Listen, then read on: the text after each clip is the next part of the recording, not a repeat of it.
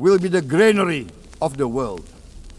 As the world's largest island state, we testify before you that we are already experiencing the direct consequences of climate change. Presiden Prabowo sadar Indonesia mengalami dampak krisis iklim. Pertanyaannya, sejauh mana keseriusan Indonesia mengatasi krisis iklim? Pada 2015, Indonesia ikut menandatangani Perjanjian Paris yang mengamanatkan semua negara membuat target pengurangan emisi (NDC) untuk membatasi kenaikan suhu global di bawah 1,5 derajat Celcius dan mencapai emisi nol bersih. Indonesia meratifikasi Perjanjian Paris ini pada 2016. Sebagai langkah dalam komitmen mengurangi emisi, Indonesia sempat janjikan bauran energi baru terbarukan capai 23% pada 2025. Ya, meski diturunin jadi 17% pada 2023. Salah satu cara melihat keseriusan Indonesia dalam transisi energi itu bisa kita lihat lewat dokumen ini.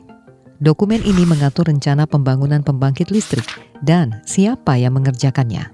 Bahkan ada yang bilang kalau ini RUPTL paling hijau dalam sejarah Indonesia. Di dalamnya ada rencana penambahan kapasitas pembangkit 69,5 gigawatt. Lebih dari separuhnya, 42,6 gigawatt dari energi baru terbarukan. Terdengar sangat ambisius dan sejalan dengan semangat Perjanjian Paris. Tapi masalahnya, siapa yang mengerjakan proyek pembangkit baru? Ternyata, 73% berasal dari investasi swasta. Artinya, sebanyak 49,1 gigawatt kapasitas listrik akan dikembangkan oleh swasta. Tambahan aset pembangkit itu nantinya 71% dari swasta dan hanya 29% negara. Dari laporan keuangan PLN 2019 hingga 2024 yang udah diaudit, kelihatan makin besar kapasitas pembangkit swasta, makin besar kewajiban beli PLN ke swasta lewat skema Independent Power Producer (IPP). Pada 2024, kapasitas terpasang IPP udah capai 38,3%. Itu saja udah bikin 44,58% dari total listrik yang PLN jual berasal dari swasta. PLN jadi bayar 178,6 triliun. Kalau IPP tambah 49,1 gigawatt, maka kapasitas IPP bisa menyentuh angka di atas 71%. Buntutnya, subsidi dan kompensasi dari pemerintah untuk PLN bayar listrik ke swasta terus melonjak. Dari 83,56 triliun jadi 177 triliun pada 2024. Ini karena pada 2024, PLN bayar 178,62 triliun buat beli listrik dari swasta.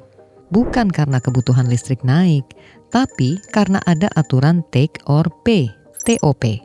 Sederhananya, PLN harus bayar kapasitas listrik swasta sesuai perjanjian di awal, mau diambil atau enggak listriknya.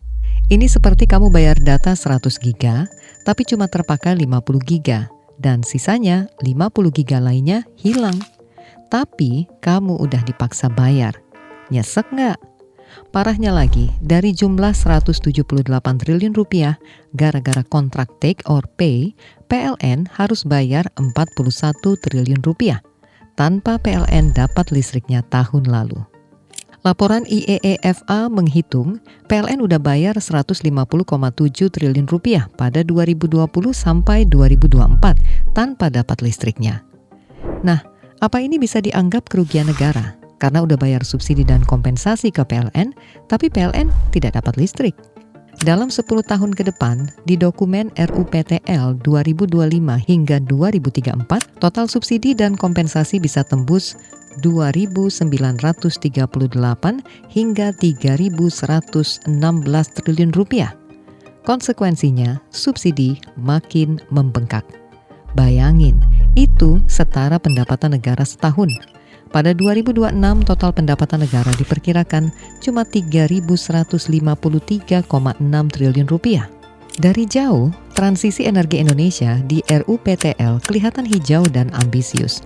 Tapi kalau dilihat dari dekat, 73% pembangkit baru akan dikendalikan swasta. Artinya transisi ini sangat bergantung pada utang dan modal swasta. Kajian ini juga bilang kalau gurihnya profit IPP mengalir ke segelintir konglomerat dan pejabat. Ekonom mudah ingatkan kalau skema IPP di RUPTL ini bertentangan dengan prinsip kehati-hatian dan berpotensi rugikan negara dan beresiko menaikkan harga listrik, bikin daya beli terpukul dan kemiskinan naik. Indonesia juga dijanjikan pendanaan dari negara-negara maju melalui skema JETP, Just Energy Transition Partnership. Pada 2025, pemerintah bilang nilainya naik jadi 21,4 miliar dolar Amerika atau 350 triliun rupiah.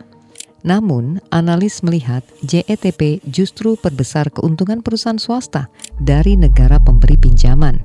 Utang ini kerap mensyaratkan penggunaan teknologi, paten, atau kontraktor perusahaan-perusahaan energi dari negara-negara maju. Pada akhirnya keuntungan masuk ke investor, perusahaan, dan negara-negara maju, termasuk lewat skema take or pay yang negara wajib bayar listrik yang swasta hasilkan, dipakai atau tidak. Dananya dari APBN kita. Pertanyaannya, ini transisi energi berkeadilan atau justru babak baru oligarki dan kolonialisme hijau yang merampok uang publik?